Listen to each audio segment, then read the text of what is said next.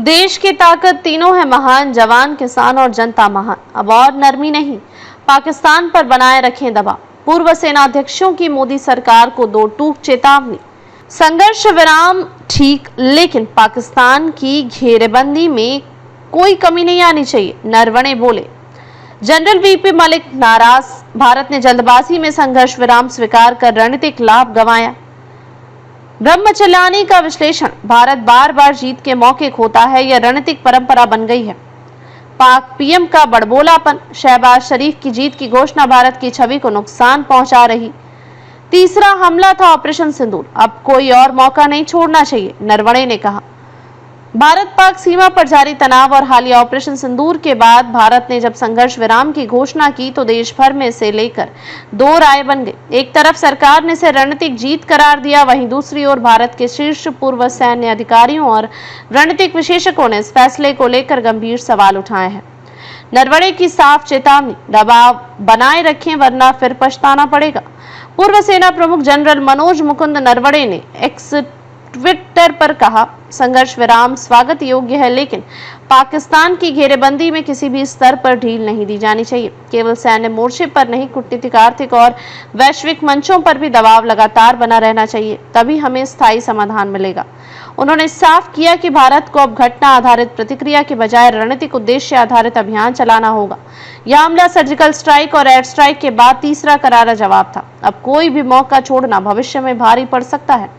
VP Malik का सवाल, इतनी जल्दी संघर्ष विराम क्यों? 1999 के कारगिल युद्ध के दौरान सेनाध्यक्ष रहे जनरल वीपी मलिक ने भी सरकार के फैसले पर चिंता जताई। उन्होंने कहा, 22 अप्रैल के आतंकवादी हमले के बाद भारत ने जो सैन्य और असैन्य कार्रवाई की, उससे हमने क्या हासिल किया? संघर्ष विराम की घोषणा इतनी जल्दी क्यों की गई?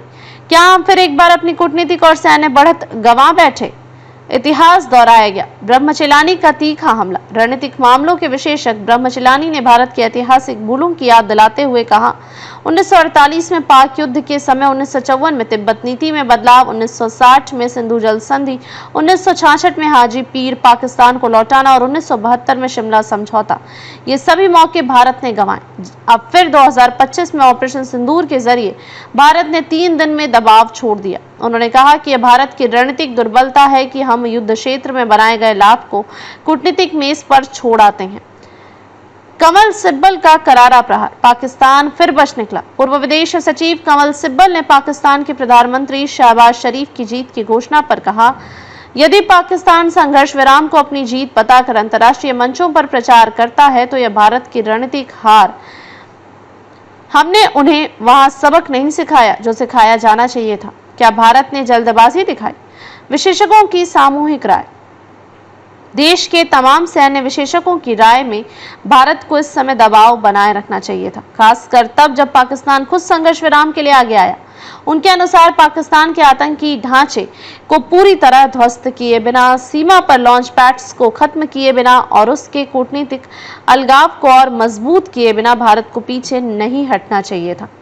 निष्कर्ष, अब रणनीति पर पुनर्विचार की जरूरत। भारत के पास अब भी यह मौका है कि वह सैन्य से आगे कूटनीतिक और आर्थिक दबाव बनाकर पाकिस्तान को उसकी हद में रखे। रणनीतिक अधूरी जीत बार बार भारत की कमजोरी बनती जा रही है। समय आ गया है कि हम अपने लक्ष्यों को साफ करें और जीत को अधूरी न छोड़ें। अधिक अपडेट के लिए लाइक, शेयर और सब्सक्राइब करना न भूलें।